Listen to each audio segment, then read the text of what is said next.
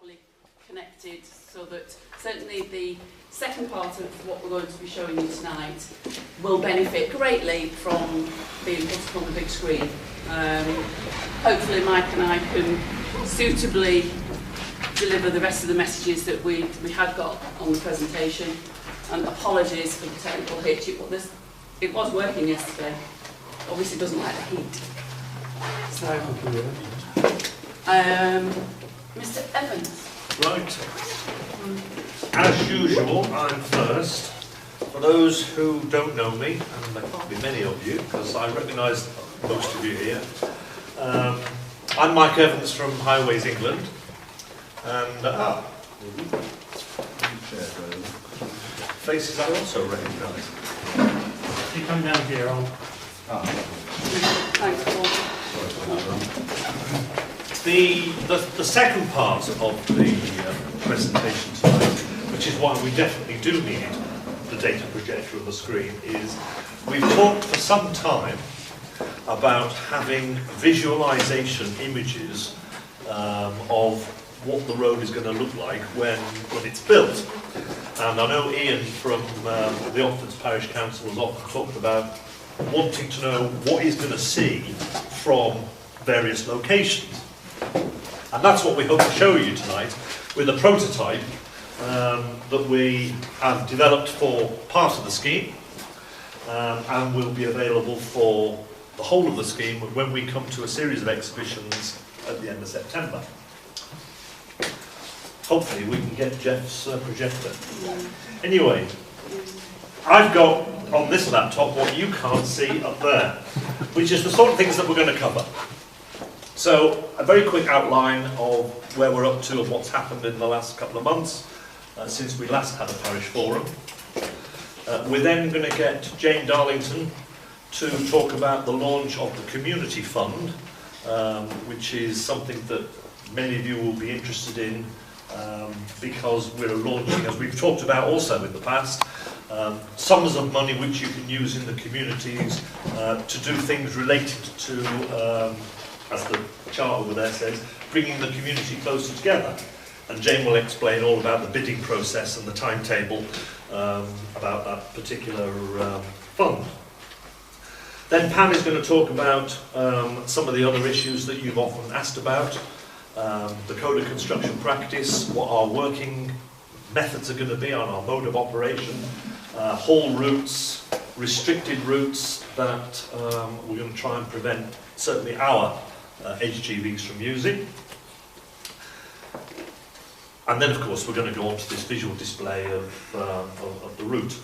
So, Jeff's on his way back.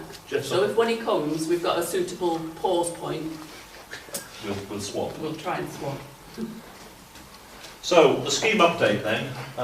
You will all no doubt be aware that over the last year or so we've been working on this development consent order, which was the process that ultimately would give us the legal powers to acquire land and to build the road. And most of you will no doubt have picked up that the Secretary of State on the 11th of May confirmed that order. We had an examination on the order. As a result of the examination, the inspectors made a recommendation, lots of recommendations, and produced a report. That was published on the 11th of May, along with the Secretary of State's confirmation. The order actually came in force on the 1st of June. So that is now in statute, and it is the order that we are now working to. We can't change it, and neither can anybody else. On the 23rd of May, Treasury confirmed that funding would be available for the scheme. So that's another hurdle that we had to go through to get final Treasury approval. So the money is therefore there.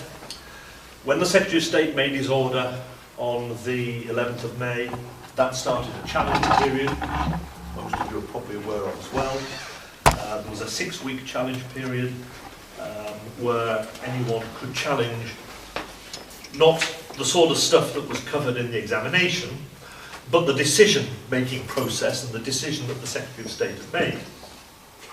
And there was no challenge.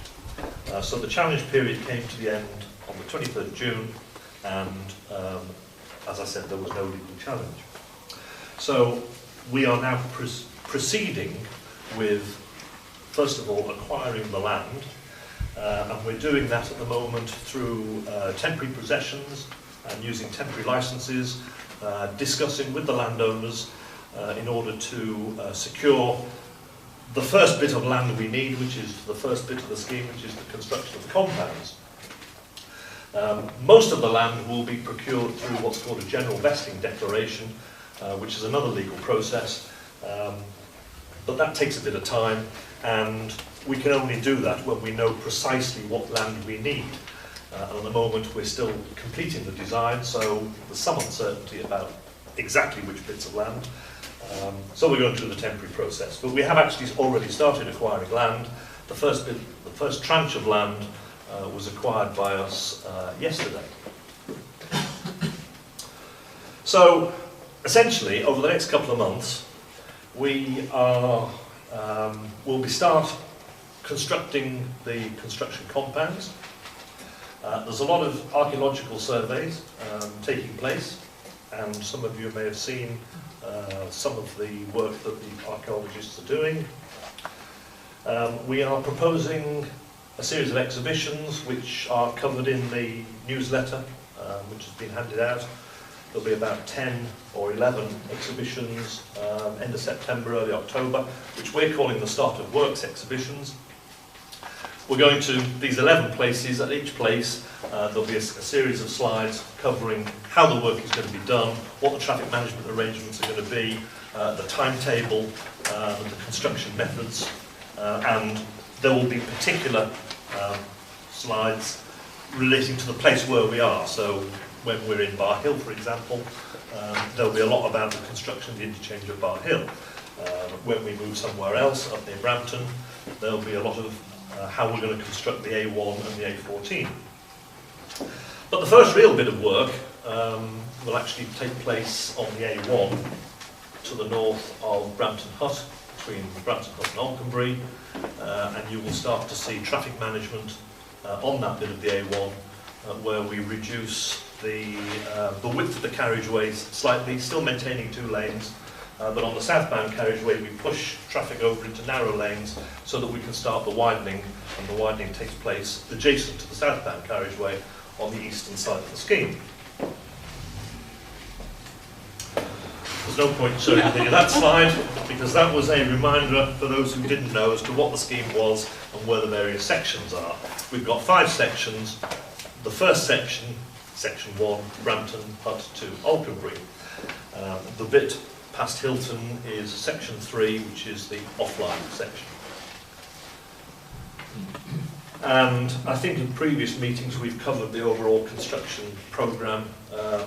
We're concentrating on the first bit, section 1 first, where work will start round about sort of October, November time. But it is into... I did not break my speed limit, honestly.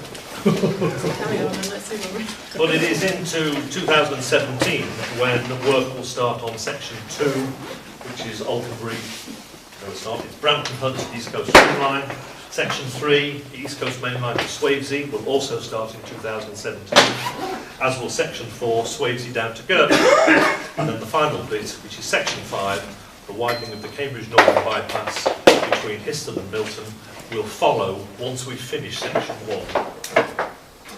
Just a quick one, Mike. On the first bit, on the Alconbury bit, narrowing the carriageways. I don't know whether you're aware, but there's been a bit of work going on slightly north of Alconbury that over this weekend has caused an awful lot of traffic build up at the Brampton Hut junction. How is your narrowing those carriageways? Are we planning on managing traffic coming off of the A1 southbound, hitting the Brampton Hut junction, either going A14 east or west? Because, as I say, at the moment, the traffic lights are certainly biased towards A14 through traffic and not really come off. And if you've got narrow lanes suggest that you're going to get even more traffic build up, perhaps only one exit slip. Those traffic lights at the Brampton Hut junction are controlled by Highways England, and we will continue to maintain that junction even when all the work is finished. So we'll be able to adjust the signalling to make sure that there aren't queues that are blocking back at Brampton Hut on the A1 because of increased volume of traffic. Although, of course, at the time when we're doing the work, the other section of the A14 spur down to Huntingdon and down to Spittles, which is fairly lively traffic most of the time, will continue to stay open. But you're right, we do have a challenge in maintaining as much as possible existing traffic flow, which is why in our proposals there are no proposals to reduce the number of lanes during daytime working hours. There will be some nighttime lane closures, but during the day we've asked our contractors to maintain the existing capacity as much as possible. Excellent, Jeff. Thank you, Jeff. He hasn't sat down yet. One thing I haven't looked at is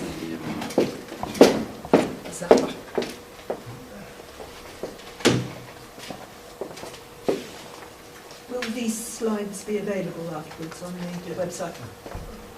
they're not likely to be available on the website, but we can email them You round. can email us. I'll put them on the village. Mr. Bush I'll is filming them. put them on the village website as well. So I'll put them up with a video. Thank you. So I'm not sure there's anything. Stop adding That was the drawing That was a drawing I could show, but I guess most of you are familiar with that image now. We've shown it often enough. And, Sorry, just coming back, you said section 5 would follow when section 1 is correct. complete. Yeah. When do you envisage that? You said section 1 starts 2017. Section 5 Oh, fine, thank you. starts Brilliantly done. about the middle of 2018. 2018, thank you. Where's the nearest construction compound to Hilton? The nearest construction compound to Hilton is probably at Swavesey. There, by the existing service area at the Swavesey Junction, we will have a compound both sides of Boxworth Road. One side for main offices, and the other side for construction workers where we're putting in some accommodation. That would be the nearest. Going the other way, there's a construction compound on Irvine Street near the Wood Green Animal Shelter on the 1198.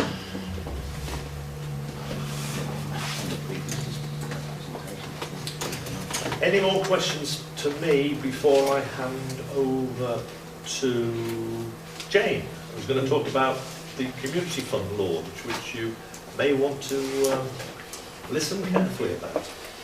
Jane, Can I briefly just say before, I apologise for not being here to chair the start of the meeting. For anybody who doesn't know me, I'm Jeff Dodson, one of the stakeholder managers, and welcome. Jane. You might need this essential piece of equipment. We talked a number of times about there being a legacy in community funds and so on. Yesterday the fund was launched and Jane will tell us about how it's going to operate. Thank you very much. So my name is Jane Darlington. I run a local charity called the Cambridgeshire Community Foundation, and we are a grant-making body, and we distribute funds from a whole variety of different sources to voluntary and community groups across the county. The programme that I'm going to talk about is therefore one of a range of grant programmes that we run.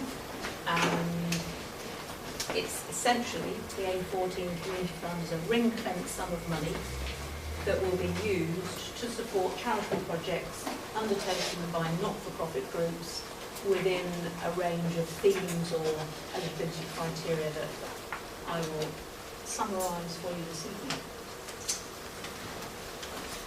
Common to all projects is that they must serve the public, so they must have, in charity commission's terms, public benefit. So just to give you a sense of the scale of the grant making that the charity, the Community Foundation, is engaged with. We've been going since 2004, and the cumulative total of grants is the other side of 12 million. But this is just to give you a picture year on year of the value of the grants that we've awarded to our financial year end March. So we've got quite a lot of experience in dealing with typically quite small sums of grant funding.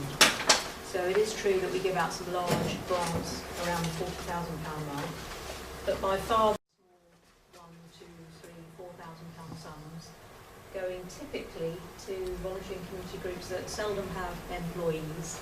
They may have a part-time member of staff, but they're certainly quite grassroots, local driven actions that we are supporting. And the A14 Community Fund will be one of those. So a ring-fence sum of money, as I've said, used to support not-for-profit groups that can fit into several different guises. So they can indeed be registered charities, schools, community groups, parish councils, sports clubs, etc. Community groups being distinguished from charities because you have to have an income of more than £5,000 to register with the Charities Commission, and many of the groups that we support don't have that sort of annual income. So there'll be not-for-profit constituted groups with a charitable purpose, but not necessarily a registered charity. The grants that are going to be made, as I've mentioned, supporting charitable projects and with public benefit, need to fit in with some selected themes, and I'll talk about those.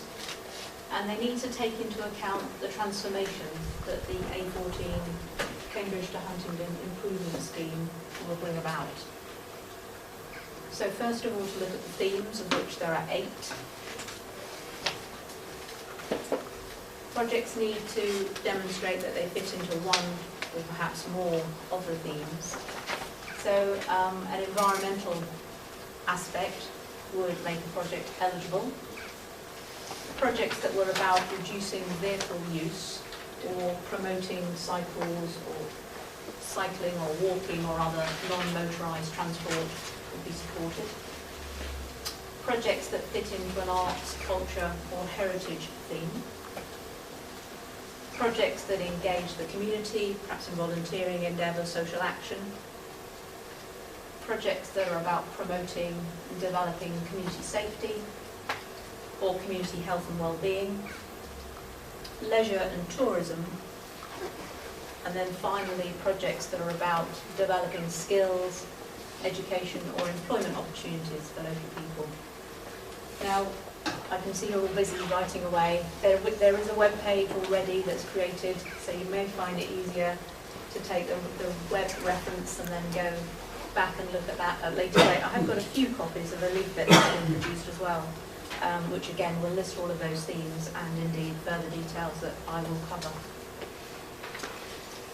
So in addition to working with in one of those themes, what the panel will be looking for is a link that the project can display between what it is seeking to do and the changes that are brought about by the A14 work. So the project could either have a very close geographical link, so be physically located near to where the change takes place, but higher priority is going to be given to projects that show they are in some way a response to the scheme. And to illustrate that, here are some ideas that we've thought about, but obviously as the fund only went live yesterday, there are yet to be any applications from groups. But projects that might be able to show that they're a response are perhaps an art project that reflects the change in either the landscape or the community that's brought about by the improvement work. Projects that perhaps build relationships within or between communities that previously haven't had either the ability to interact easily because of the existing way the road works. Projects that improve the natural environment around the scheme, or projects that enable people to take up employment within the scheme because they're offered suitable training and support, skill development to make them eligible for the workforce. So there are some of the ways that we imagine projects will be able to illustrate to us that the project they're seeking to do is in some way connected to, caused by, a reaction to, or it has a relationship to the scheme. So the timescale, as I said, it went live yesterday. Grants of up to £10,000 are going to be available in a series of funding rounds that will take place throughout the year 16-17 and then 17-18. And the first deadline is the middle of September. And then there'll be a further deadline in this calendar year of the 1st of November. So the 15th of September and then the 1st of November. And then further deadlines will be announced. Can you explain what the deadline for the 15th of September is? The deadline for getting an application in for a project seeking funding. Yeah, it's one thing that concerns me with summer holidays and all the rest of it. It's very close. There's no time to do it. No, there's no time Well, to then do the it. next one follows on the 1st of November. So it's just really, starting at some point. You won't miss out. The money won't be all deployed on the 15th of September. So it's just to start the ball rolling, really. Okay.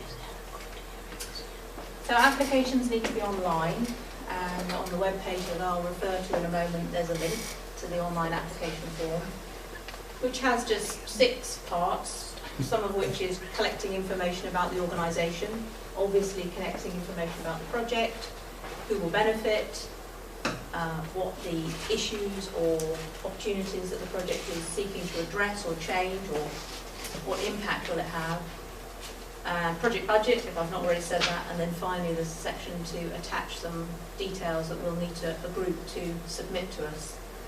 Because groups must be grant ready.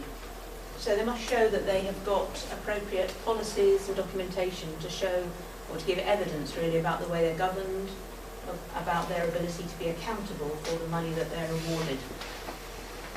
And in addition, projects must be thinking about where else can they contribute funding, or can they gather funding together to contribute to the project. Priority will be given to projects that bring some money to the table, as opposed to seeking 100% of the costs from the fund. And projects that are awarded sums of money will need to agree to provide us with some monitoring information, some feedback, so that we can build a picture of how the money is being used and the changes and the impact that's been brought about in local communities. And indeed recognise the source of funding. So the web page that I've referred to is at the bottom of the slide. So camcf.org.uk/A14 is where you will find the themes, the details of the deadlines for this calendar year, the online application form, and the other information that I have highlighted to you tonight.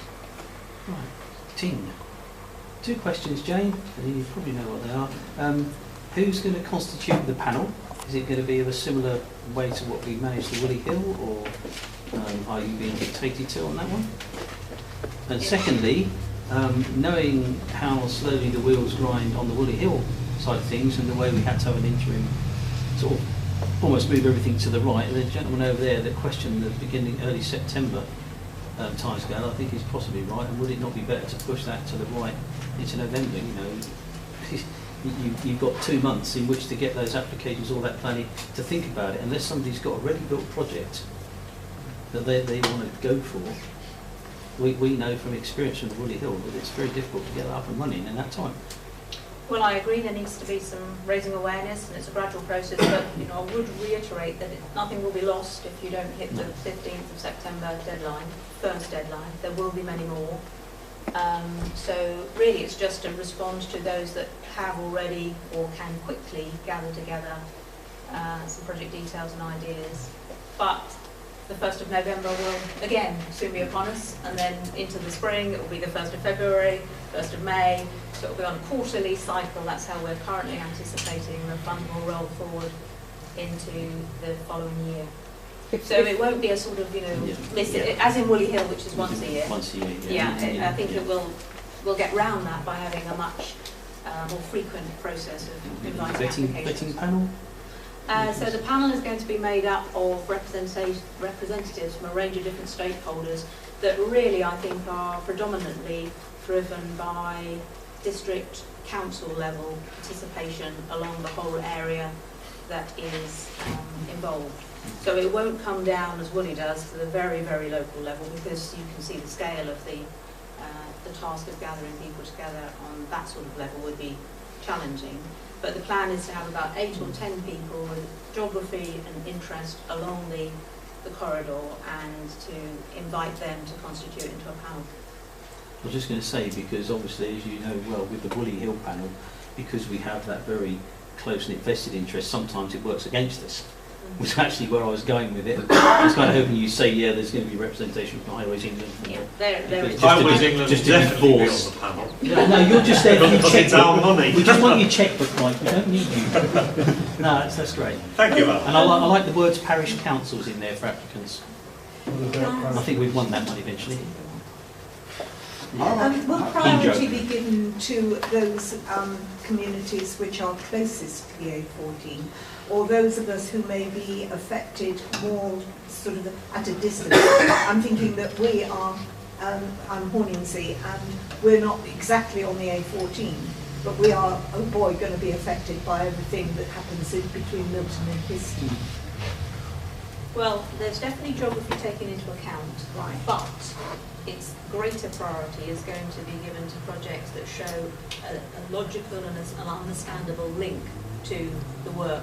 This idea that just being close is not what gives you the highest priority. That is taken into account. But projects from Finland could apply if they're training people to become part of a workforce that will be used on the scheme.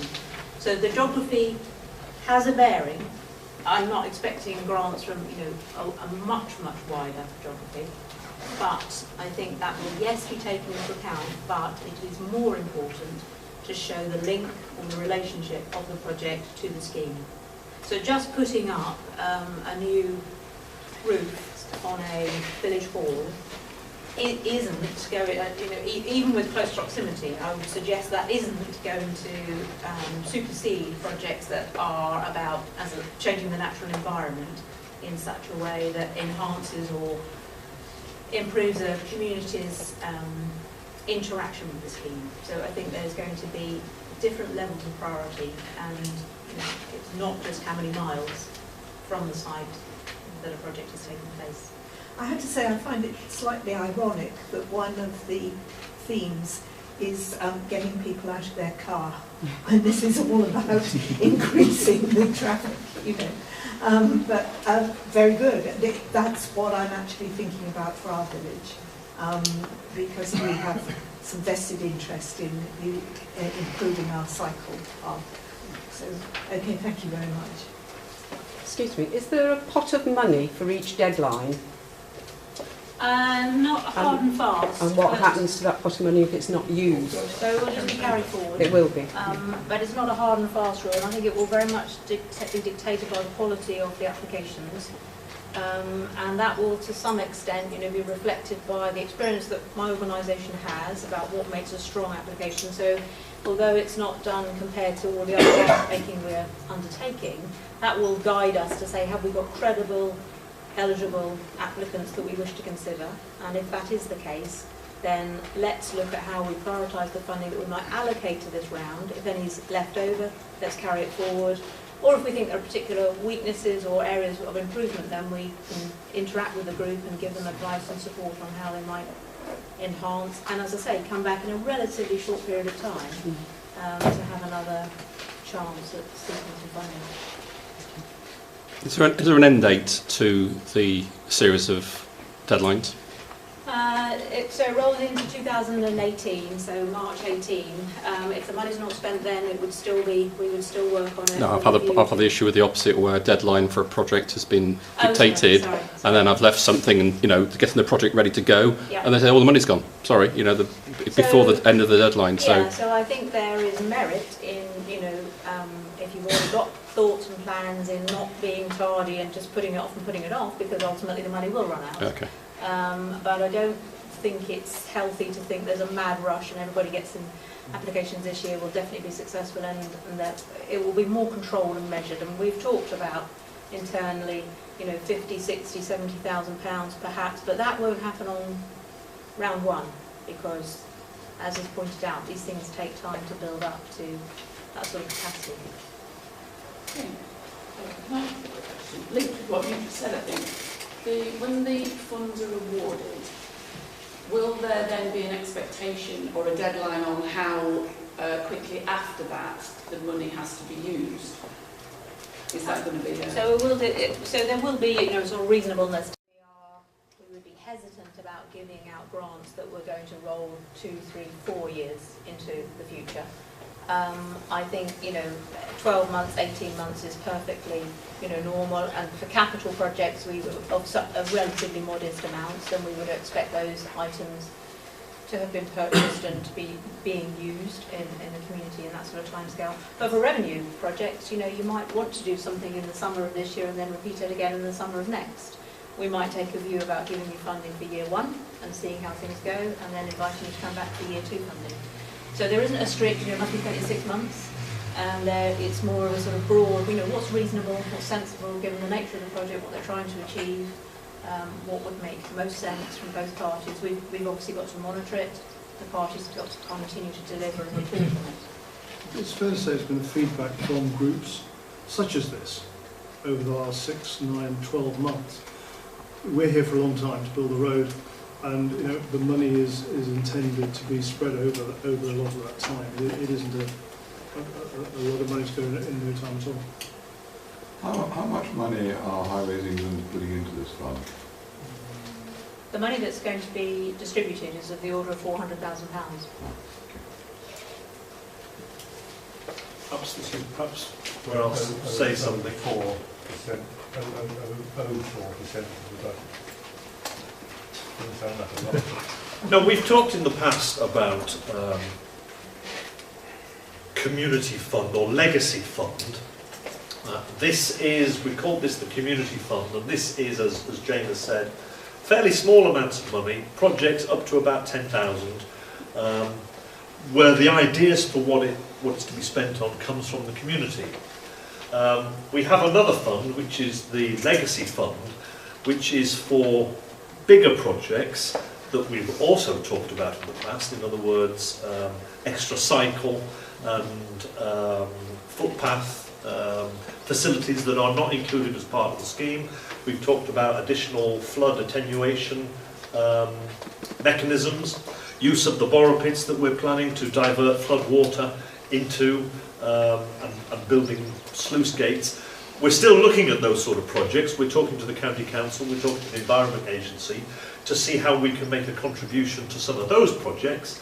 And that fund is of a different scale because obviously those projects are bigger infrastructure projects that require things to be built. Can you tell us how big the borrow pits are likely to be? Because I In size? yes, I immediately think in terms of flooding them and having sailing on them.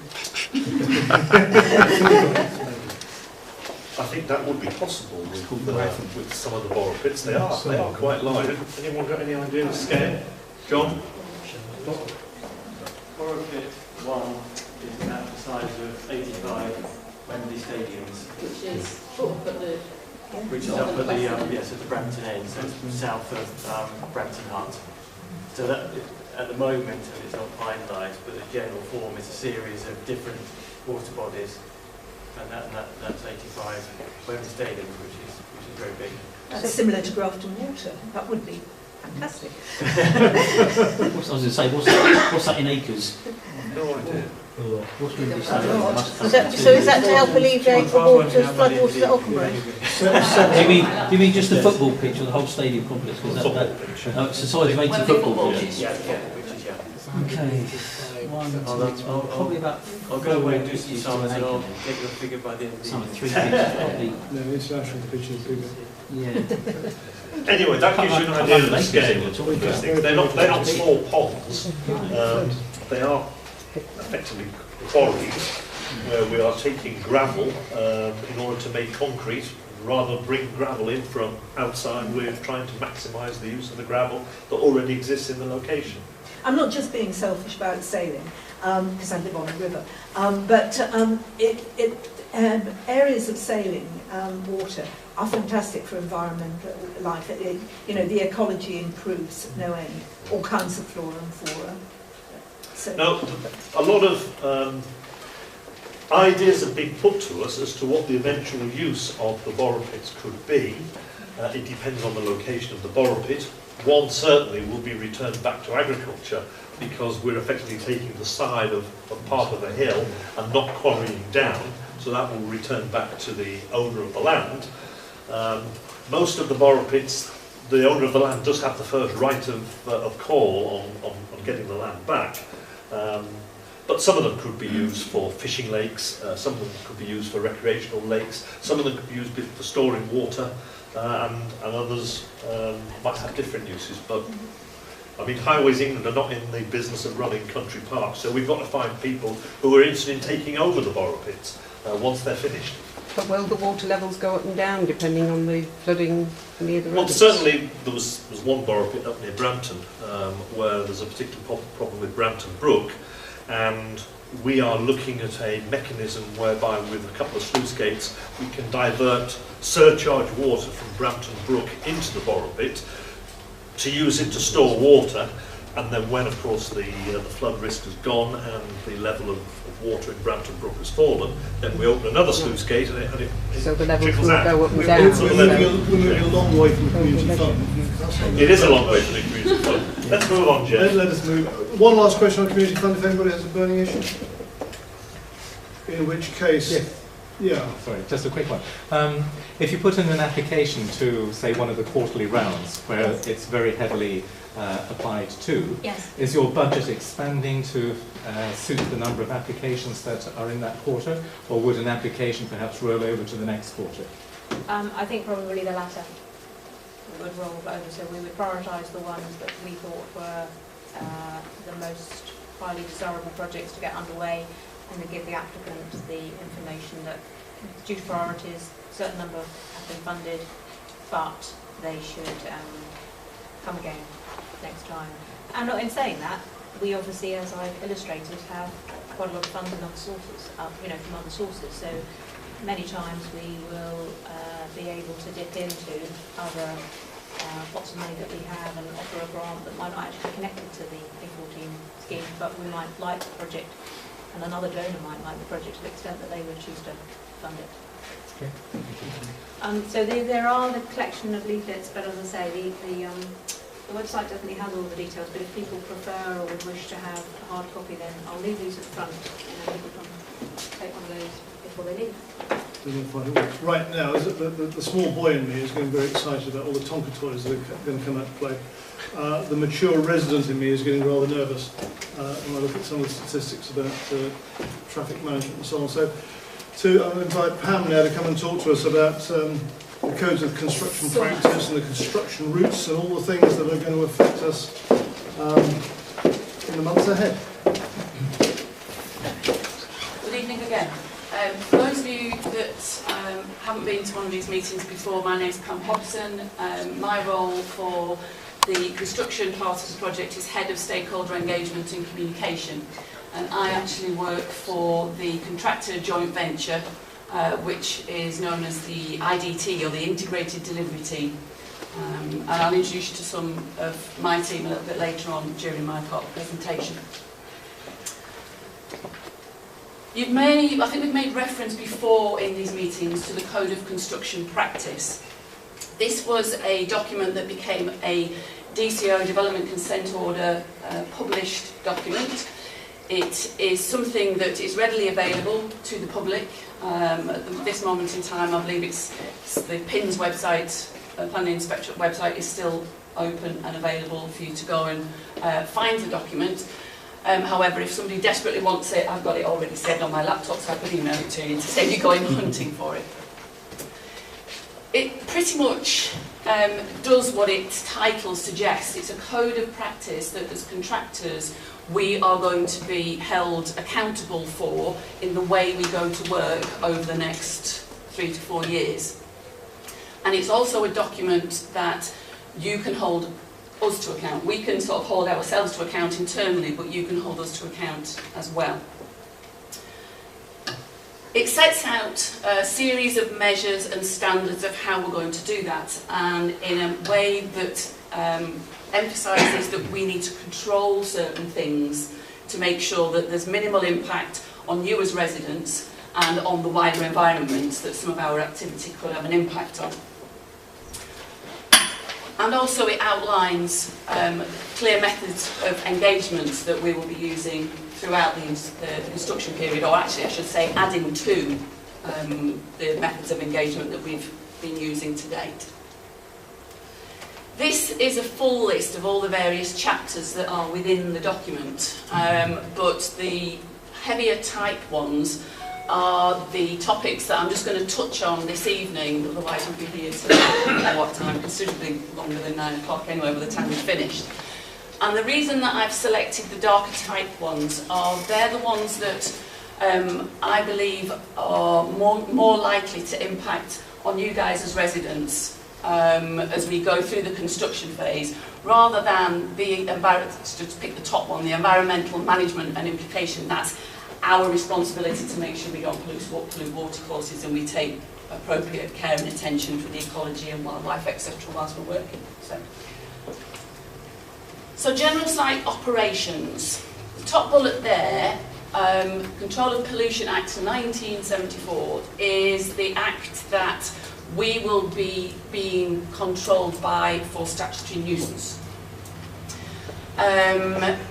We apply for what is called a Section 61, and we work with the local environmental health officers to agree our principal methods of working, the equipment that we're going to be using, the hours of work that we are going to be working within. If we want to deviate away from them, we have to go back to the environmental health officers across the scheme with specific reasons as to why this is necessary. If we don't comply with the agreed Section 61 do's and don'ts, the environmental health officers can actually serve what's called a Section 60 notice on us, and worst case scenario, shut the site down. So it's quite an onerous process that we have to go through to get the approvals, both for us and the environmental health officers that will work within your respective areas. So it's a significant undertaking all round, and it's something that we take quite seriously. Core hours of work, tapped by a fly. Weekdays Monday to Friday, 8 AM to 6 PM, and on a Saturday, 8 AM to 4 PM. In general terms, we don't particularly wish to be working on a Sunday. Most of us work quite long hours anyway during the working week, and it will be unfair of us to expect the site teams to work 7 days a week, 24/7. There will be 1 hour either side of this for start up and close down. Start up and close down is basically any non-digging type activities or doing works on a bridge, other than maybe moving a machine into position, refuelling, maintenance of said machines. So those are the general hours that we will be working. The bottom bullet point, nighttime works are likely, especially on certain sections. Where we've got work where we are adjacent to the live carriageway, there will be some activities that we can't do safely without having to close lanes or close the carriageway in totality. They were principally, as I put there, sections 1, 4 and 5. So section 3 through this area, between East Coast Main Line and Swavesey Junction, rewind, through Brampton Hut through to Swavesey Junction, should have very minimal works done at night, but the areas where we're going to be working adjacent to the existing A1 and the A14, because we've got to have safe working areas for our guys to be able to work in, there may well be night works. If those night works are going to be taking place near where you live, the team and I will make sure that you're advised in advance of when that's going to take place and for how long. The last thing we want is for something to happen on your doorstep that you're not pre-warned about, because there's nothing worse than something disturbs you one night for sleep and you're thinking, is this it for the next 3 years? I wouldn't like that, chances are it could be that it's maybe just one night, or it might be a few nights, but we'd like to, our intention anyway is to make sure that we get a letter to you or information to you that gives you the information as to how long the work is likely to go on for. So who does that information go to? Parish councils? Or it will go to parish clerks for that particular area. It will also be hand delivered to the properties that are near to where we're going to be. So it may not be, for example, if we're going to do some work, I'm going to show myself up here because I don't know all the road networks, so I'm not going to say what I was about to say. If there is a village that is very close to the scheme and there are, say, houses within that village, the chances are we will do a mail shot to each of those properties. Yeah. If, however, the village is a lot bigger and much of the noise is going to be absorbed because of those 3 rows of houses in front, that would probably be where we would stop, but we would still give the parish clerk the letter so that that information could be shared either electronically or on notice boards or whatever. And then if at the end of the day we did that, then it transpired that that it wasn't enough coverage and we were going to do more work, then by all means a quick phone call and we can rectify that. We will be making a judgment call the first time we do this level of work. These nighttime workings, I'm thinking particularly of section 5. Will this mean that that part of the A14 will actually be closed during that period? There might be some closures, or it might just be that there's a lane closure. We have to, and we're not allowed to put, I think Mike alluded to it earlier on, the main traffic on the A14 is obviously very heavy, which is why we're doing the scheme at the end of the day. And we're not allowed to reduce the existing lane, running lanes, other than at night and the weekends. So we've got to try and maintain the capacity. So it may be that at a weekend or overnight that we have to reduce. And you will tell us that. I'm thinking that section 5 is particularly affected by traffic coming off the M11 and then going east. And in fact, if you were going around Cambridge to get from the south to the north, that's the route that you use, and that can be actually quite difficult because the rerouting through Cambridge itself in the past when the A14 is closed has been quite bad. It's not been well organised, and so will we get prior notice of that? I know it's not until 2018, but I'd quite like to know now that I can tell people it will. No, the general principle of pre-warning as many people as we can before something happens is our starting point. We've got, I'll touch on them in a little while, we've got various methods that we currently use for communicating that information. If at the end of the day there's a better way of communicating with your particular group of residents, because you've got a separate network set up on email or whatever else, we're quite happy to work with you to make sure that we spread the message as wide as possible. I'm not thinking of our residents so much because we can do that. I'm thinking of the many, many people that use that section. I'll come on to that. Not necessarily specifically, but I shall make reference to that in a while. So again, this was the scheme that, the drawing that we did flash up earlier on, and I'm trying to refresh my memory. So, oh, that was like I was. Sorry.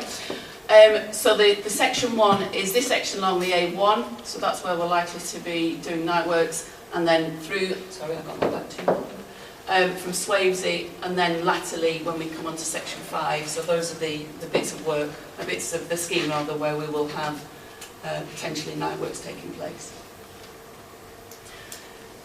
Air quality, obviously if we don't manage the dust that is generated through our construction process, that's going to cause you a nuisance. Dust is a statutory nuisance, so we have to make sure that we do what we can to control it within our site boundaries. We'll be monitoring, we've got some air quality monitoring stations that are going up at the moment to capture data now. During construction, we will actually be monitoring our own dust, because the monitors that are going up, Mike, I believe they're picking up the traffic principally. No, they're monitoring air quality generally, but it's going to be picking up particulates. Yeah. Where we've got new compounds, we've looked at the layout of those and tried to make sure that where we can influence where certain things go, we move them away from nearby properties, again to try and limit the impact of our site on residents. Machinery, we're specifying the highest potential level of machinery that we can. We don't want any really, really old, antiquated tractor coming to site. We want the nice, shiny, brand new equipment, which has got the lowest emissions. So we're trying to make sure that we specify the high-end equipment so that there's limited emissions that are caused by our work. And this is something that some of the drivers actually find a bit tricky. Switch your engine off when you're not using it. But that's something that our health, safety and wellbeing team will be going around doing inspections, and we'll making sure that people do switch the engine off. Waste fuel as well as send stuff into the atmosphere. And where we've got temporary soil storage areas, we'll actually be making sure that we manage them. We will either cover them with some sort of sheeting to stop any dust being generated if it's dry, like we've got at the moment, or we will seed them. And obviously once the grass seed is taken, that then binds the soil. So the risk then of dust being blown off those is a lot more reduced. Noise and vibration is another potential nuisance. Again, it comes under the Control of Pollution Act. This phrase, for any of you that have done environmental type qualifications, best practicable means is a phrase that comes up quite often. I did an environmental management diploma a few years ago, and it's sort of like, but we will endeavour, as I've said to you before, just a short while ago, with the machinery, we will endeavour to make sure we bring on board the most modern equipment that we can to minimise that. That's how we will use best practicable means to limit pollution. Similarly with other equipment, we want to make sure that, such as a hand grinder, if that's not properly got a dust extraction on it, I'm sure gents who possibly use something similar at home, if you don't have a dust bag on the end, you get bits everywhere. And that can also be very noisy if it's not a new piece of equipment. And methodology and the way we screen the activities that we're going to do. We're specifically going to make sure, wherever we possibly can, that we either screen the piece of kit if we can't get a really low noise piece of kit, and we change the methodology. There's some instances on schemes where I've worked where vibration has been a problem. There are opportunities to change the way that we roll something. Sometimes we can't change it because they have to roll and compact at the same time, so they vibrate at the same time, or vibrate at the same time. So it can be, can make a significant difference to your experience while we're working. Was mentioned earlier on about drainage and flooding. We are acutely aware that there is obviously a historical problem, which is part of the legacy fund we're trying to look to work with the councils to assist. But whilst we're working, we've made a commitment that there will be no additional flood risk. We're not going to add any additional water into the watercourses. We're going to retain any water that lands on our site as best as we can within the site by putting in ponds and drainage channels early, so that we put additional capacity in there as quickly as we possibly can, and then it will flow out into the existing watercourses. We will have mains and private water supplies that we have to divert, but we won't be putting those off until we've got the new ones in place. And even then, when we have to do that, we will notify you. If your particular supply is affected, we will notify you beforehand. That might be direct through us, or that might be through your water company. Land drains, we've obviously got variety of number of landowners up and down the scheme, and a lot of those have land drains which we'll need to pick up when we've set them. Sort of captured that with the early drainage works, and this bullet point here, prevent site runoff. What we don't want is to ensure, we don't want to have a result that we have heavy rain, the water then runs off the stockpiles that we've got and ends up polluting the adjacent water. That's not what we're about. We want to make sure that we contain it, we properly manage it, and we try and head it off before it even gets to being a problem, so we plan ahead. And part of all of this is a pollution prevention plan that will form part of our internal documentation that we will be followed, and it will be monitored throughout the scheme. Public traffic, we've mentioned the first bullet point there, retain the existing number of lanes during the day. There will be speed restrictions on the carriageway and narrow lanes. Because of the narrow lanes we need the speed restriction. And there will be speed cameras, and if you came to a presentation, was it last time when Darren came? You may remember that he said, be warned, because the averaging speed cameras, there will be 4 throughout the length of the scheme. So if you were unfortunate enough and decided to travel there and back on the A14, ignoring the speed camera, you might find you get 4 tickets.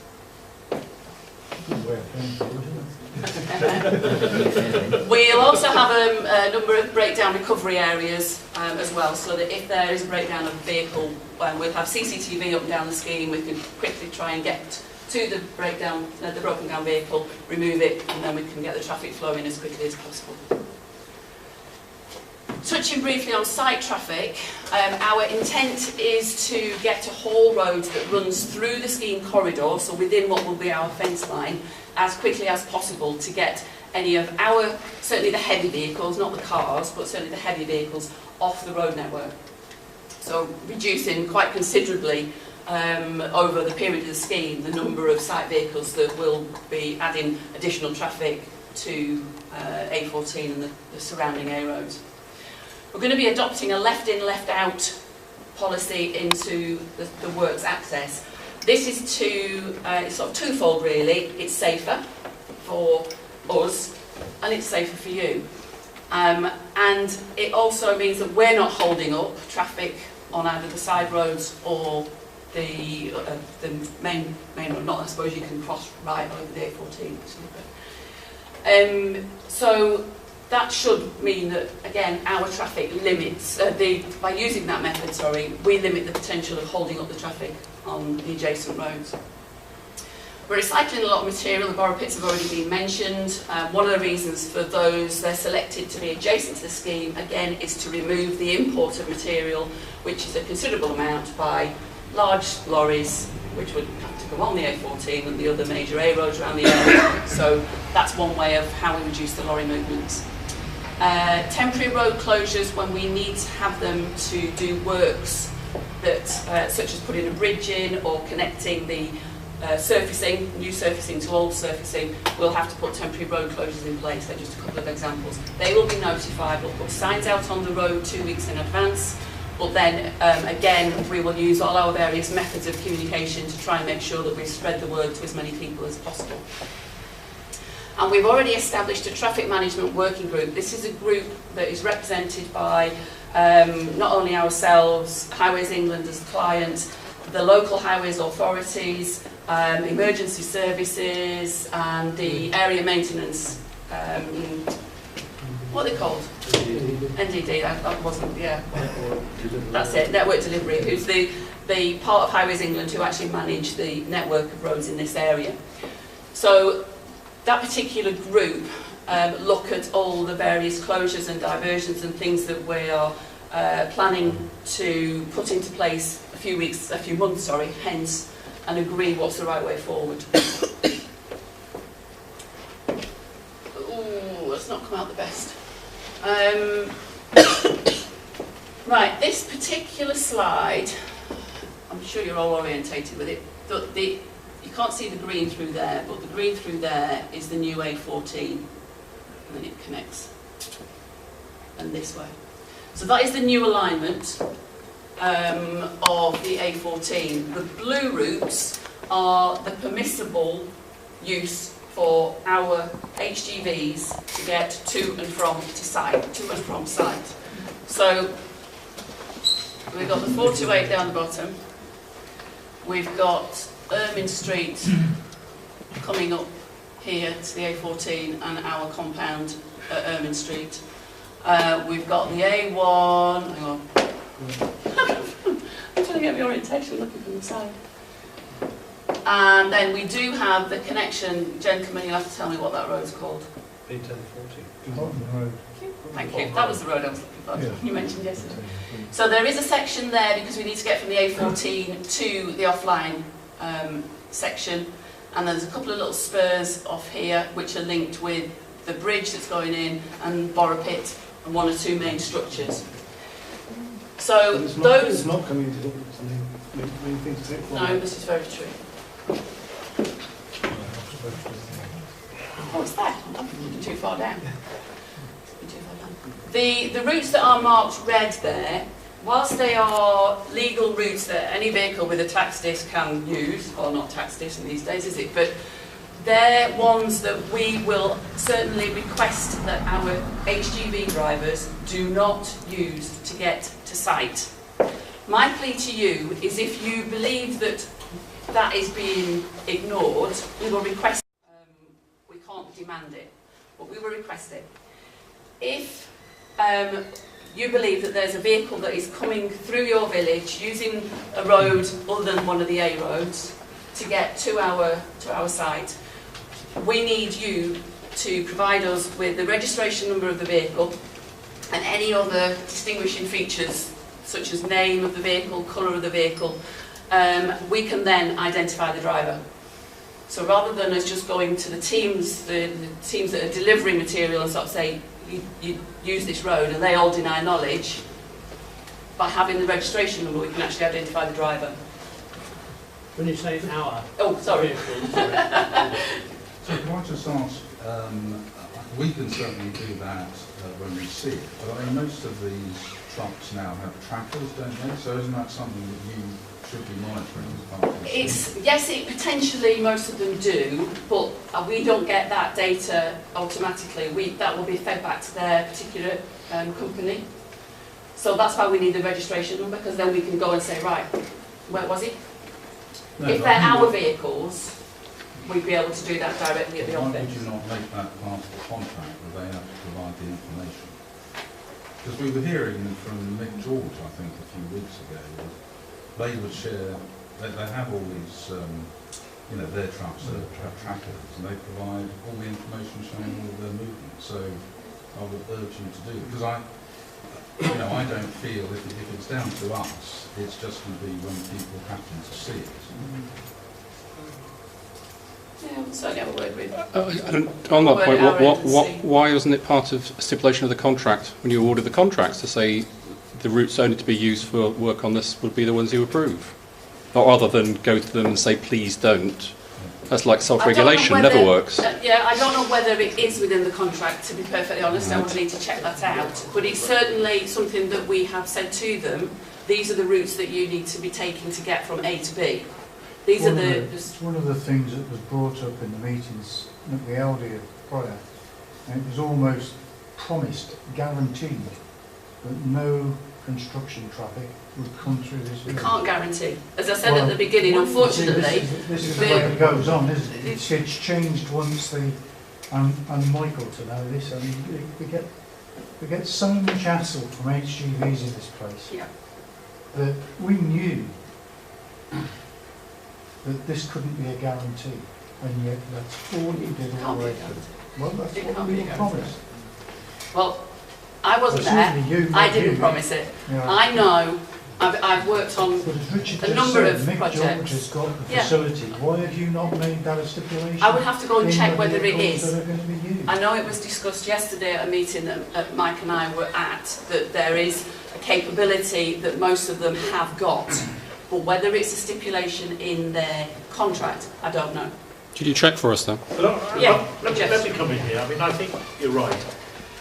It is, I don't know whether it's part of the contract or not, but I would hope that it is part of the contract. But this is the contract between contractors and their subcontractors,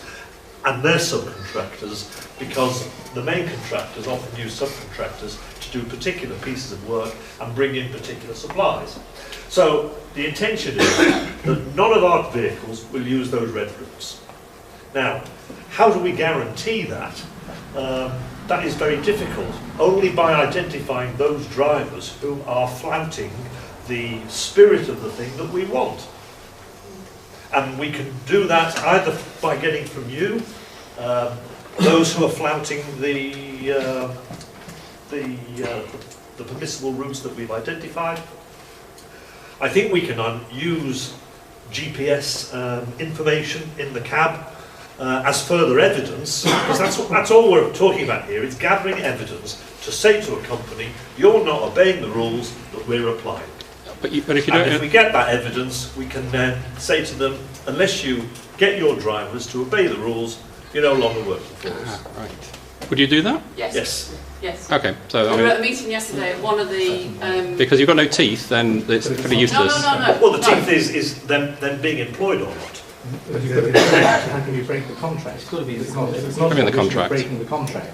Then how can you do it? Well, you're right, and exactly. So why don't you know that it's in the contract? I would hope that the contractors who are negotiating separate contracts with individual haulage companies and individual suppliers would have that as part of the contract. But it's something we're going to go back and check. We'll go back and check. But I've worked on a project before where a particular driver twice went through a village. He was warned he was offside.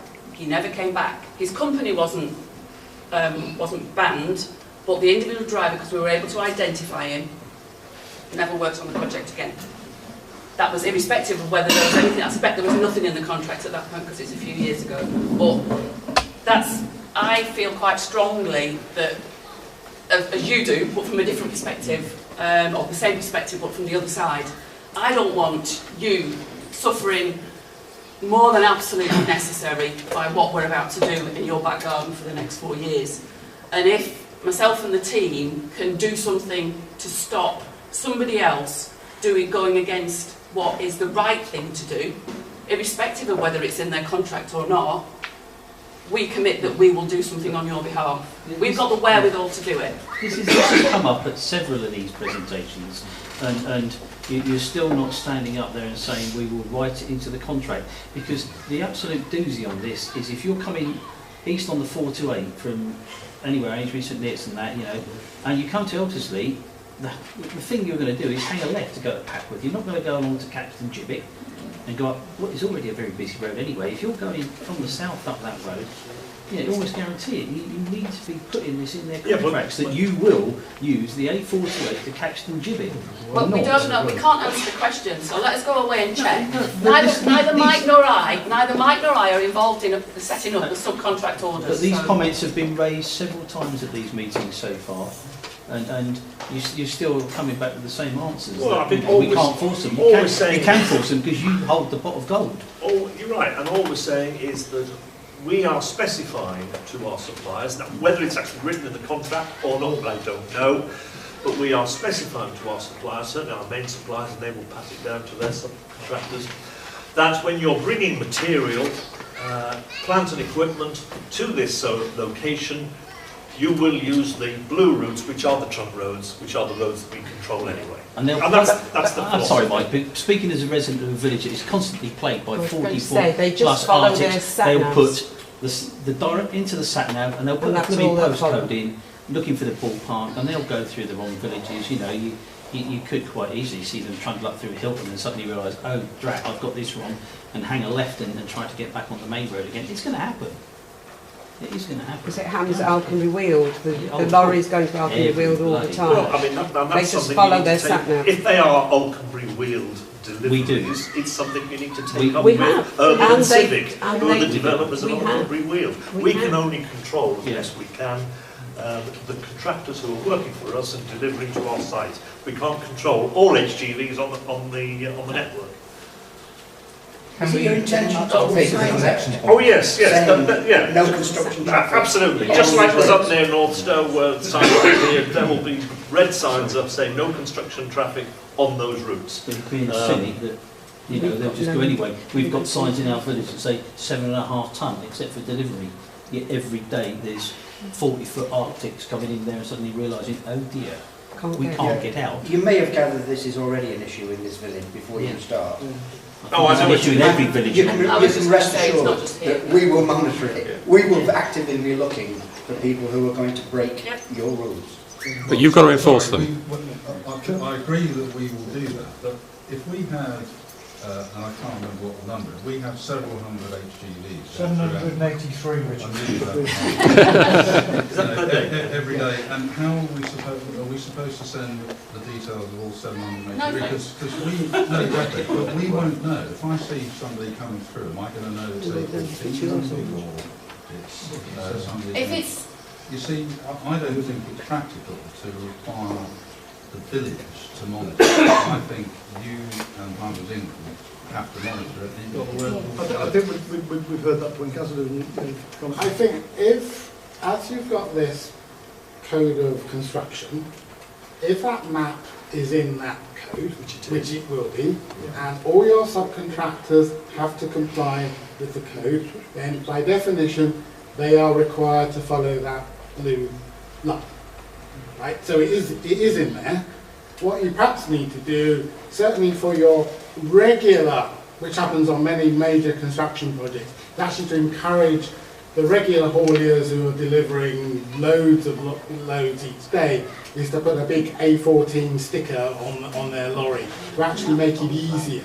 I think the problem's going to be, as you said, the subcontractor who's making a one-off delivery, who might be based in Erith, and actually he's probably not going to go that way. But he will be very difficult to spot.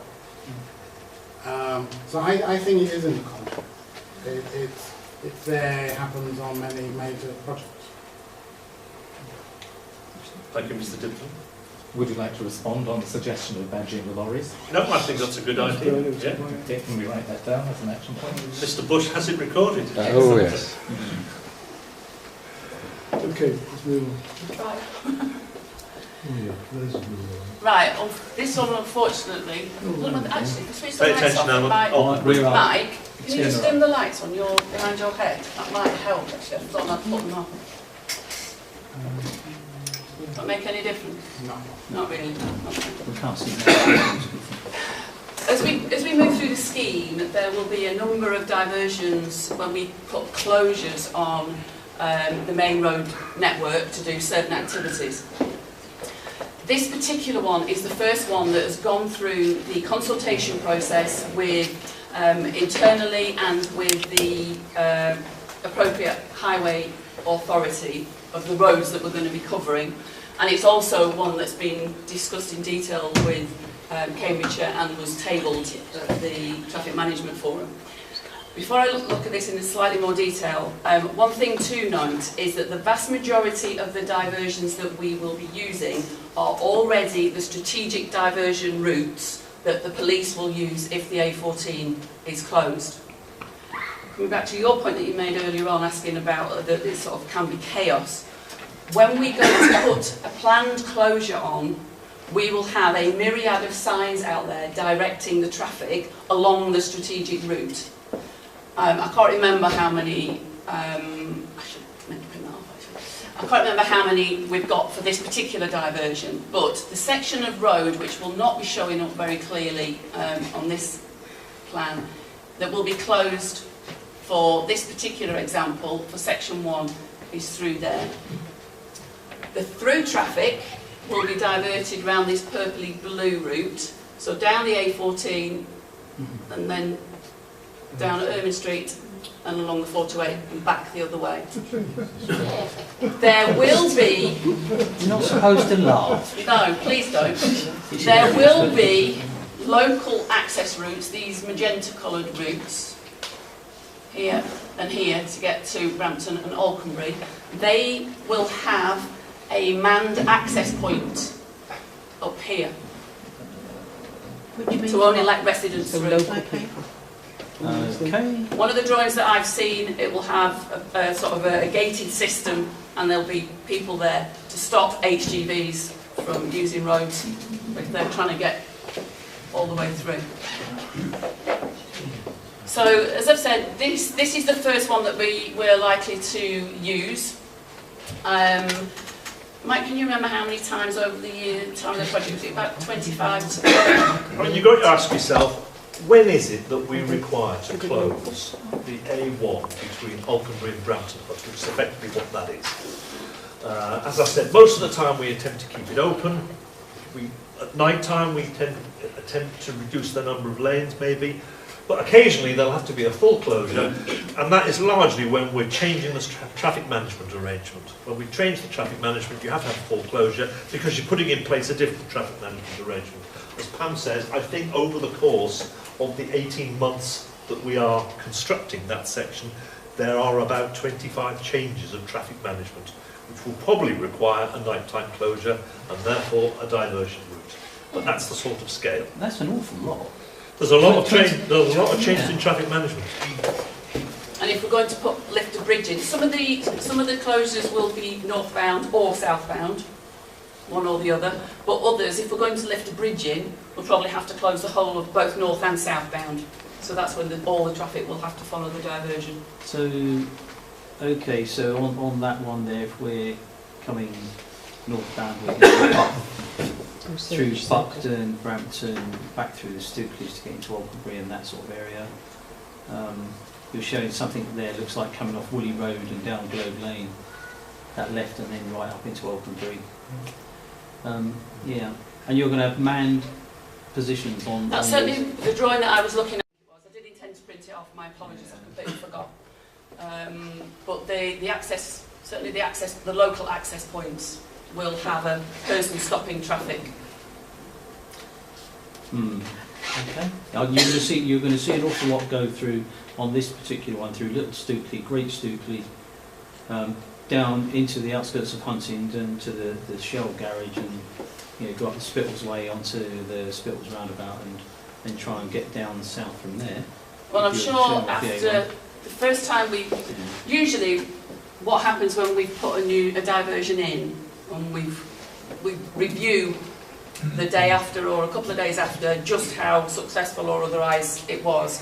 And I can't believe that that's not something that the traffic management team will be doing, and then seeing if there's any changes that can be made for the next time we have to put the diversion in. It's done. This is done with the best will in the world, with talking to a number of people to get the best option as they all see as appropriate. If it doesn't work completely in practice, we'll look to try and tweak it to see if there's things that can. It's going to be interesting to see, because I can't see truckers going down to God Manchester, down the Packworth Road, all the way down to Caxton Butte, and then back along the 428. They're going to look for short routes, because time and fuel is money to them, isn't it? You're going to hop off and you're going to go down through the Offords or wherever you can get down that way, I think.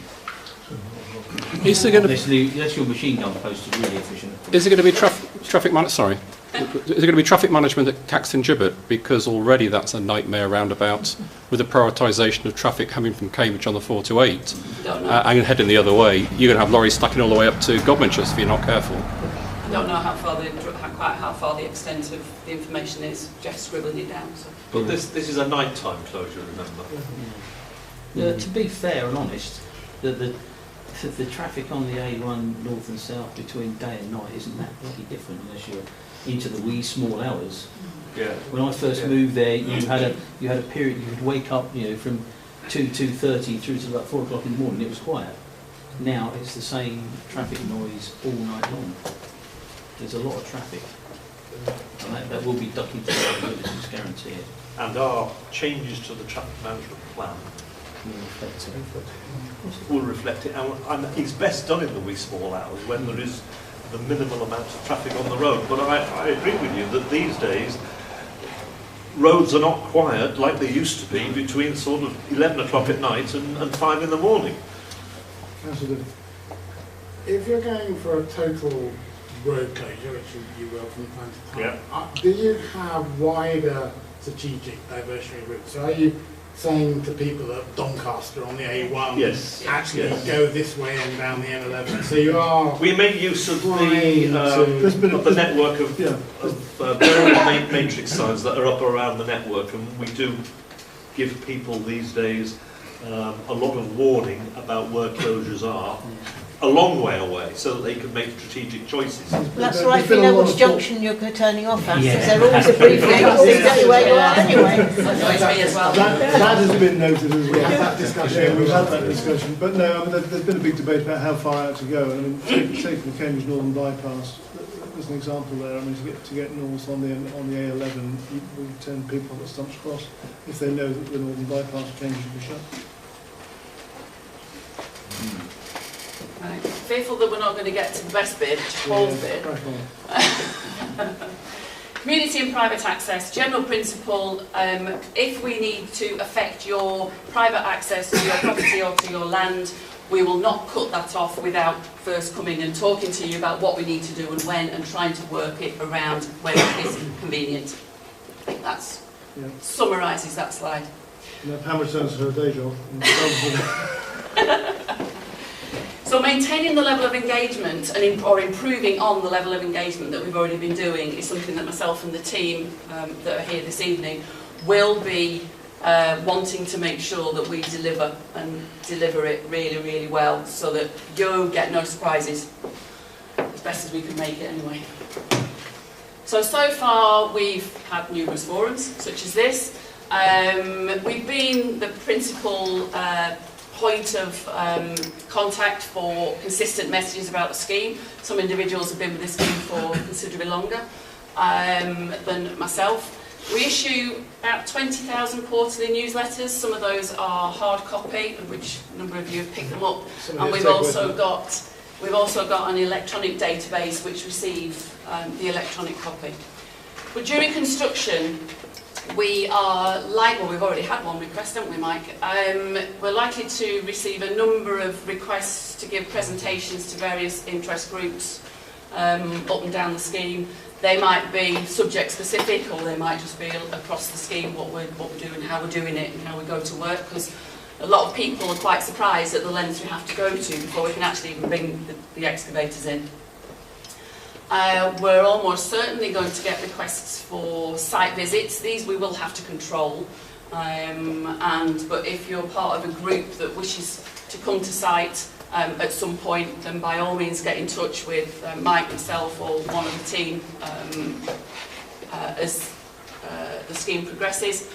And we will be having a mobile visitor centre. So rather than having a fixed location where we expect you all to come to us near Cambridge Services, which seems a little bit unfair because it's a long scheme and as we all know it's a busy road, we are investing in a mobile visitor centre, so we will be coming out to you. Our intent is to have, a bit like the mobile library, we will have regular locations that we go to each month. We will then have blank slots in our diary where if you want us to come to a particular event or something that's happening in the village, a meeting, or somebody just said summer fete, exactly that. Or if there's a mums and toddlers group that actually they wouldn't get a chance to go elsewhere, we're quite happy to receive suggestions of where we go. That visitor centre will be manned by the team here and probably supported by other members of the construction team, depending on what activity is going to be going on in the locality. We always try and bring an expert with us in case there's additional questions that we're not familiar with, because we get the high level view and they get the detail. So this is the team, right?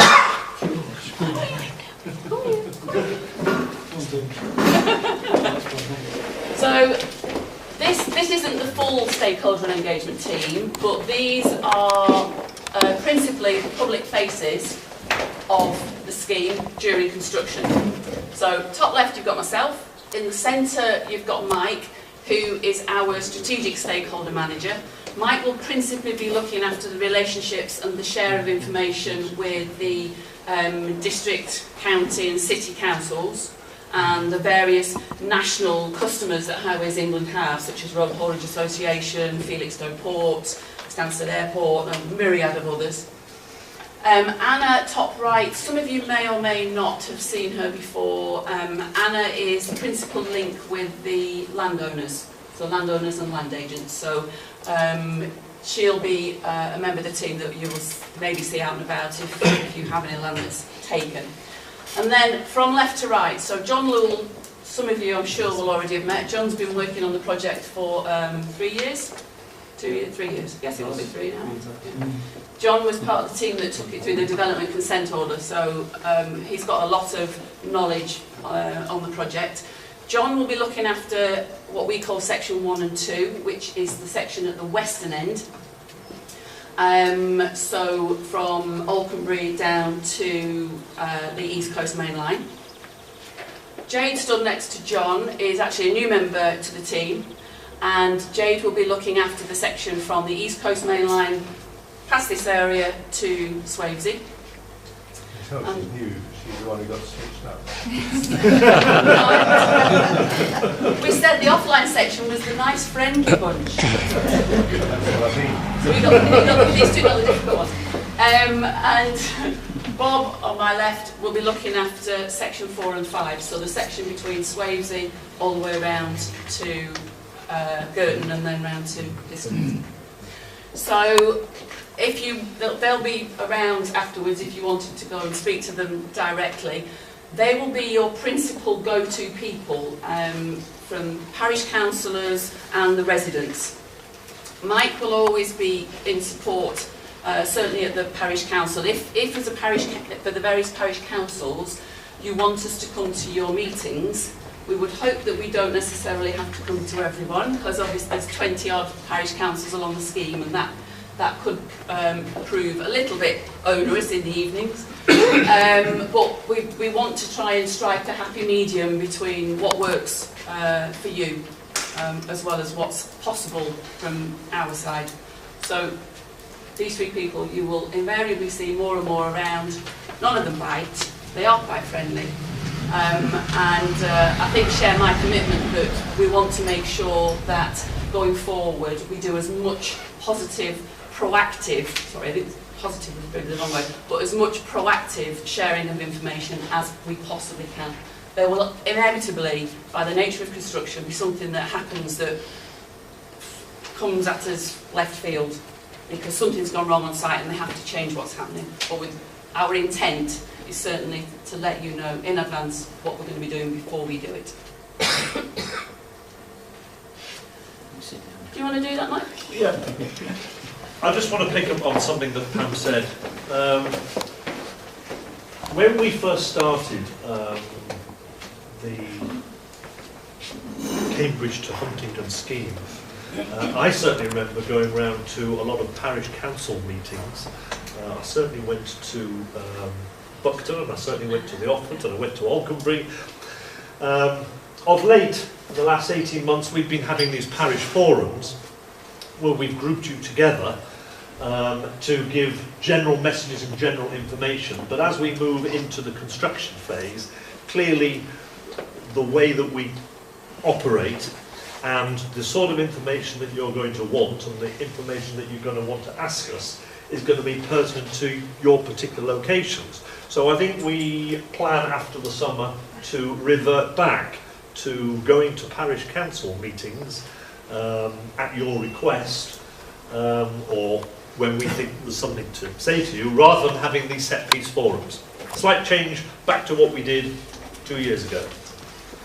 Could you still let individuals know that you're going to their parishes though, because some parish councils don't notify the residents that that's going to take place? But I think what we need from you is if you have a regular series of parish council meetings, we won't be going to every one, but we'll develop a programme of when we can come along to specific parish council meetings. In other words, let us know your annual programme of when your parish council meetings take place. Are they monthly? Are they on the first Monday of every month, or are they on the first Thursday of every month? Whatever. This is just some information of what's happening this week, where there are some lane closures. Tonight there are, I forget what night we are. What night? Tuesday. Right, down at Girton there are some closures on the A1407, which is Huntingdon Road into Cambridge at the Girton Junction. It is a single lane closure in both directions, where we're doing some survey work. Tomorrow night there is a lane closure on the A14 Bar Hill to Drive Drayton in the eastbound direction. Overnight, between 8 o'clock and 6 in the morning. There's also a hard shoulder closure on the M11 at Girton. It's the on-slip from coming from the eastern side of Cambridge round to get onto the M11. And then Thursday night there are lane closures in both directions on the A1 between Brampton and Alconbury. reducing it from 2 lanes down to 1 lane. This is the sort of information that we get weekly, and it's the sort of information that we want to give out to you as we progress into the main construction phase. All this work is due to surveys that are taking place. And there's also a closure on the A14 at Godmanchester over 3 nights this week, which is to do with the maintenance contract and the side of highways in and that looks at operations where they're doing some emergency resurfacing between Godmanchester and Spittles. Can we get this information online? Yes, yes.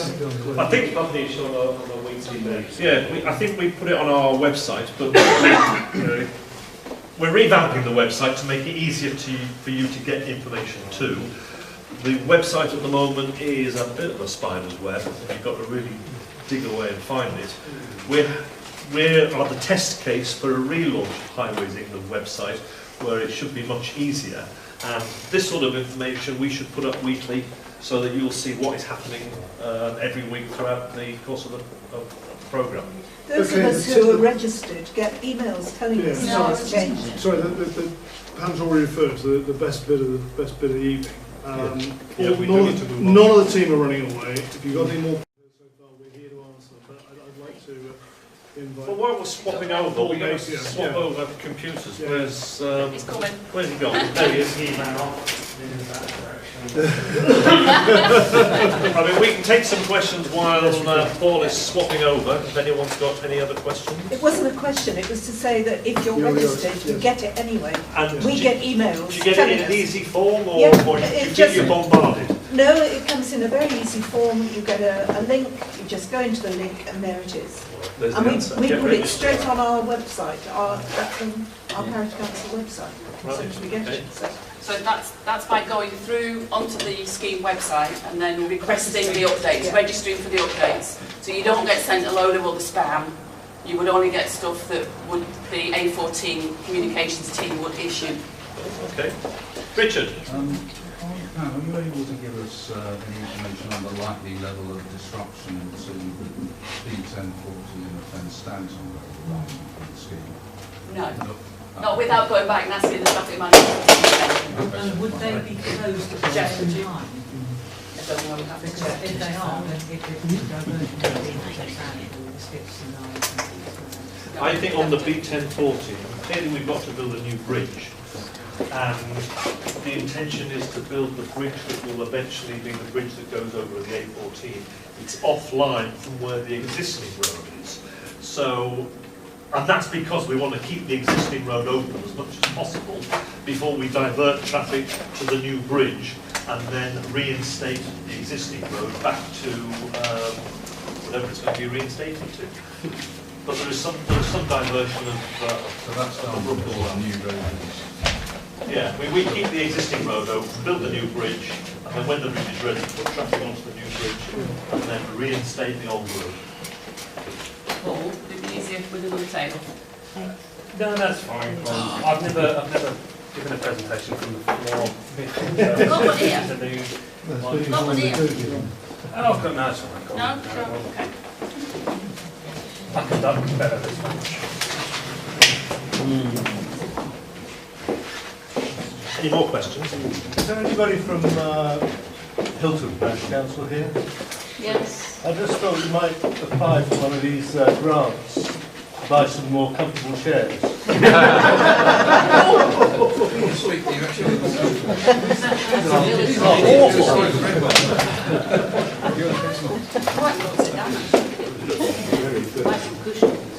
Parish councillor from Hilton. If we ever have a meeting in the office, you can challenge him to make sure that the office chairs are more comfortable. We have fabulous. Nice comfortable leather recliners we're looking for in the office. Don't come up to Alconbury, they're even worse than these.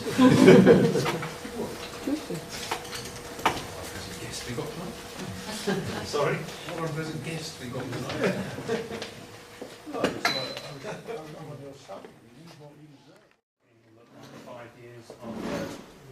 After opening. So, sort of areas interested in.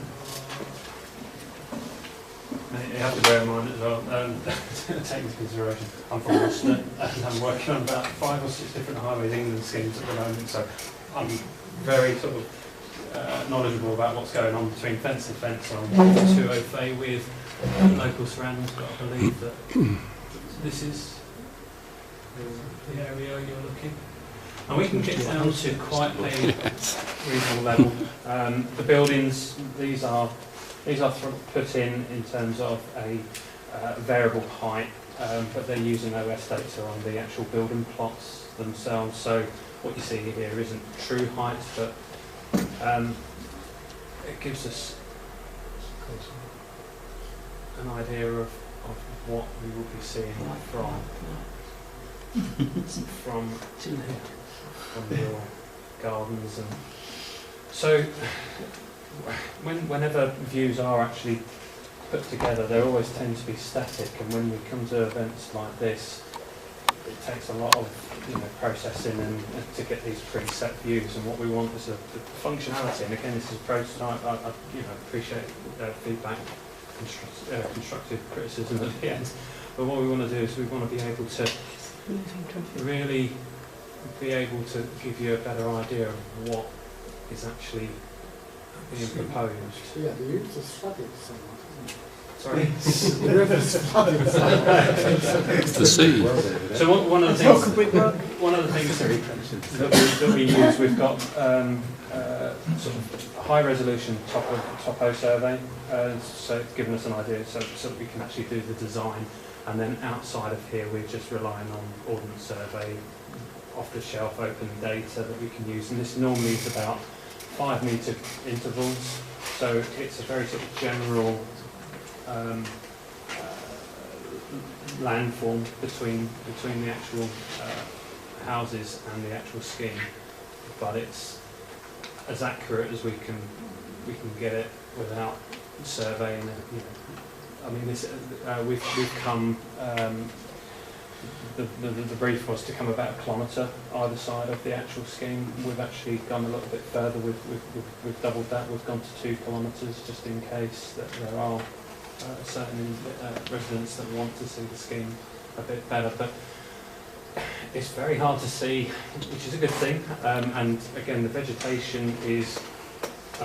Deliberately made the vegetation quite small because I don't want to sort of overcrowd it and overegg what the actual tree heights are. I think it's better to bring that back down so that we've got a better, clearer view of it. Can you load it with 4 metre high lorries, please? Because there's no point looking at an empty road from Absolutely. a distance. So one of the comments that we've had back from previous events is it's okay just showing the actual highway and gantries maybe and things like that, but the lorries are huge. So we have got. Bless you. We have got some lorries on here. Is it this one? Maybe not this one. I can put one on. Let me give you some examples. There is one back here. It was more from the marina. I'm worried about that high tide. Global warming, eh?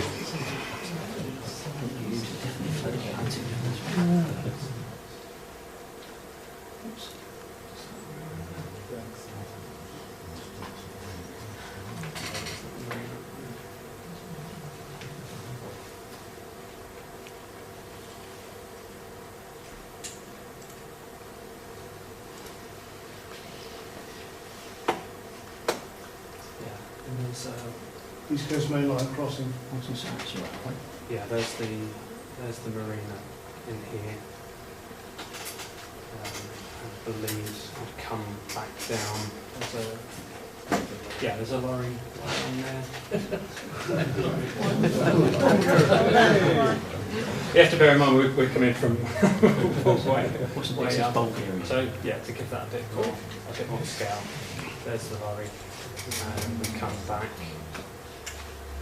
Still haven't built the other bit. And like I say, I've been waiting for years. What's the road? What bit? Sorry, the bit to the east of the bridge over the railway. Looked like it was just earth. Yeah, there's a prototype. Yeah, we've got basically what we're the design teams that are actually putting these models together. They're actually producing their deliverable drawings and everything that the construction team need, but also they're putting this into three-dimensional objects so that they can coordinate and have design review meetings so that they can look at potential pinch areas where there may be problems out on site, but they're trying to eradicate these issues in the design office before they actually get Is that your offset bridge there, Mike? So there are certain areas that we're waiting to get through, but the intention is by September that these will be in place for those particular meetings. Yes. Have you got the 1040 going up to St Ives from the village? Because you were going west of it, but the others are going out of the village. Okay, this is where I'm going to need the help of Jeff and Mike. You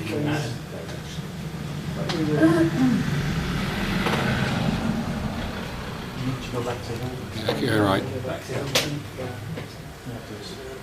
Is it? This is where we're at here, isn't it? Yeah. This one here? Yeah. Because we've got the north-south goes over the top, doesn't it, of the other one? Well, I think that's what Mike was talking about. You can see the bridge goes straight over. The main road carries on until we're ready to put the bridge in.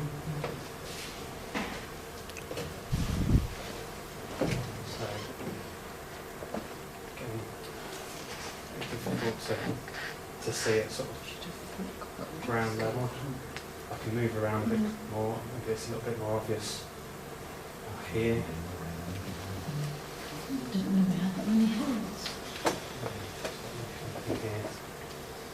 In terms of distance from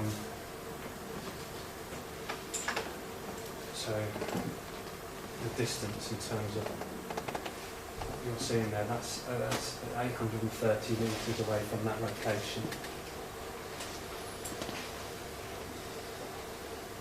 Speaking of the ball, can you do the height? Sorry? Can you do how high the bridge is? Because it looks as though it's almost flat. Well, it can't be if the bridge is It's not flat. And I think this is.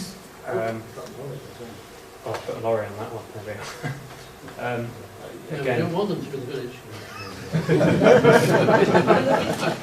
But all of this output. I mean, we've got some of the output, we've got some of the gantries on there. But from now until September, this is all getting refined. But the actual vertical alignment and the horizontal placement is exactly where it's going.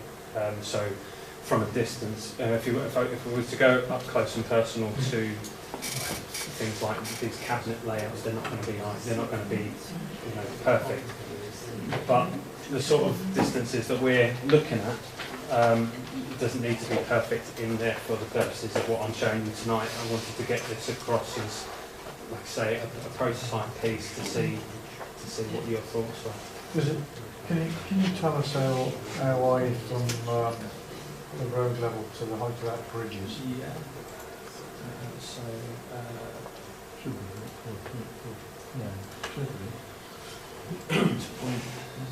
point-to-point distance between the two, bearing in mind I'm coming up on a bit of a slope, so it's slightly exaggerated, but we're probably somewhere in the region of about 9 metres. You stick the lorry on top of that, it's another 4 metres. Stick the lorry in the middle. Is that what you mean? Still measuring.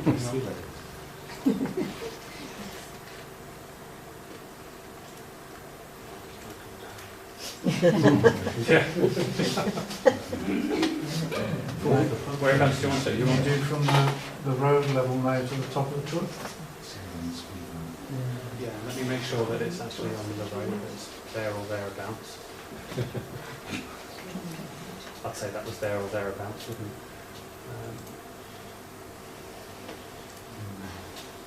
God, put me on the spot here. From there. You happy with that bit there? That's probably about 11. And the road is raised up as well. Yeah, that's what I'm thinking. So you've got 12 metres plus the roads at 3, so you've got 14 metres high. And when you look at the road from the village, it looks as though it's just a little hump. Yeah, there you go. 14 metres, 14 and a half metres from the A14. And as you come back again, so.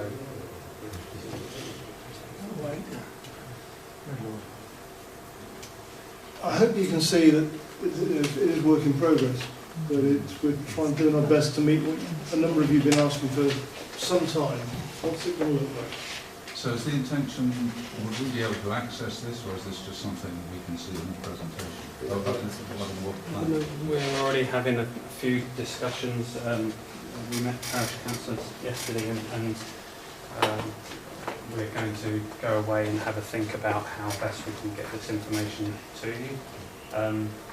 Well, it's one of the things, Pam, is it not, that we're thinking the mobile exhibition could be equipped to use.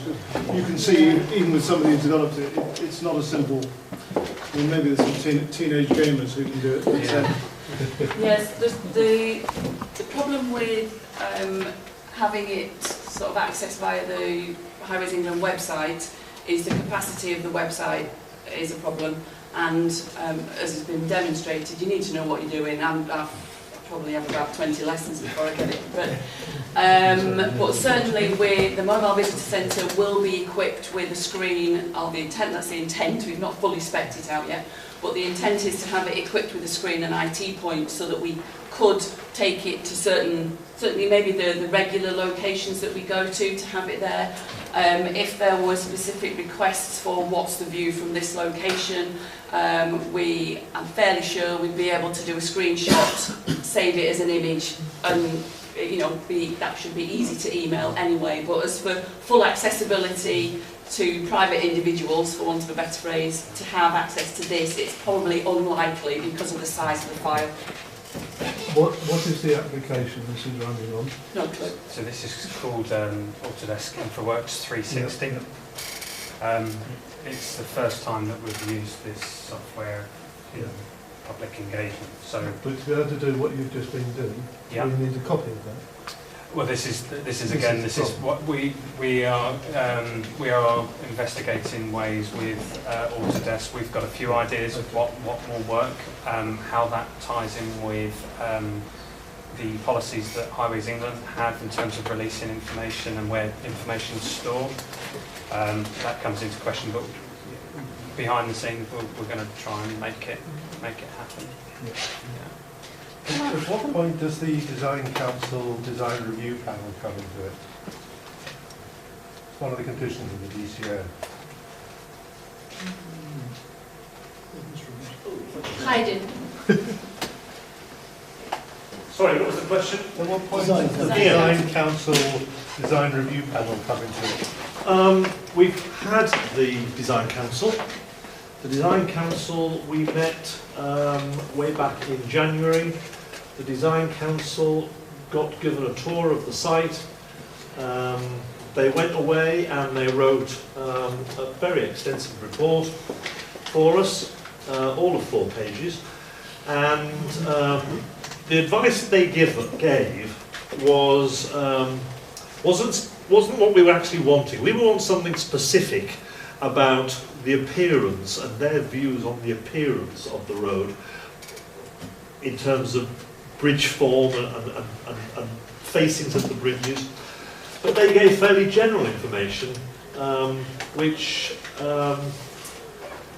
was the sort of information that, had we known about 2 or 3 years ago, I mean, it wasn't bad information, but we were a bit disappointed by their input, to be honest. Right. So, is that it? You're not going to actually show them what you're actually built and say, what do you think of that? Not to the design panel or the design council. We have an internal design board, for want of a better word, who are much more focused on appearance and visual appearance of the scheme, and we're consulting with them. That doesn't sound terribly independent. Well, it's made up of independent people, but they're independent people that are employed directly by Highways Inc. opposed to experts or so-called experts who, I mean, one guy actually told us that we ought to ignore standards and not follow standards laid down by government and guidelines for the appearance of the road and bridges. Don't have a problem with that. Well, we had a bit of a problem with it. Not infallible. And you are going to submit each bit to the Secretary of State. Correct. Yes, that was the bit that I didn't cover because Jeff took it out of my slides. But there were a number of things that at the examination we didn't have information on, and the examiners said that before we got approval to start construction, we needed to demonstrate to the Secretary of State that we had effectively carried out the requirements of the development consent order that specify that on a number of things we have to provide further information on. There were 6 main things that we have to provide information on to the Secretary of State before we can start any work. One is the form, appearance, position and alignment of the River Great Ouse Viaduct. One is traffic monitoring, the locations where we will do traffic monitoring and how we will do traffic monitoring. The same for air pollution and air quality monitoring. There was something to do with the SSSI near Brampton Meadow. We have to submit a landscape plan to the planning authorities and get the Secretary of State's approval, and we're working on all these at the moment with a view to getting them signed off in the next month or so. So the brand new Secretary of State doesn't really last from his elbow. I can't help the fact that there's a change in Secretary of State. There is 20 feet under HS2 already. I wish we still had Patrick McLaughlin. He's been Transport Secretary of State for some time and therefore knows quite a bit about transport infrastructure. But we now have someone else. Who is it? Chris Grayling. Chris Grayling, yes.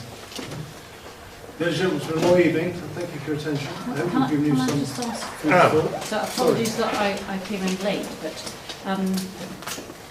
in a sense this is all very impressive and informative, but am I right in thinking that it's no more than that? We can't affect anything that we see.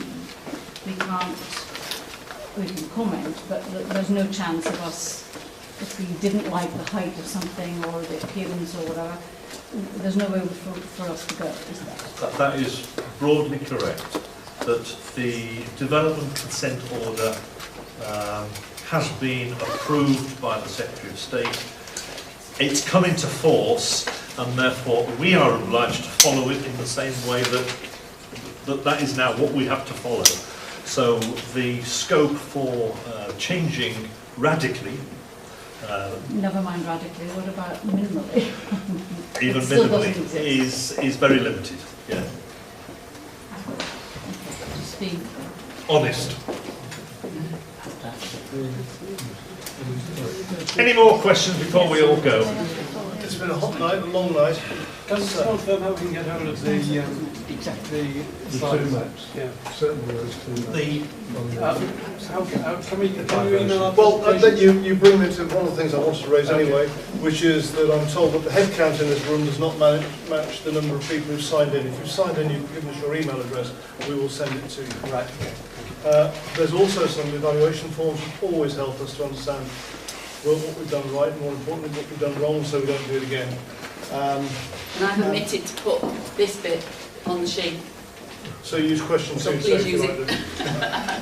And as Mike knows, my video will be up on the Hilton Village Community website in a couple of days' time, and if you email the presentations, I'll put those up there as well for people that couldn't make the meeting, wanted to revisit bits you didn't hear, etc. Thank you very much indeed. Okay. Thank you, ladies and gentlemen. Thank you.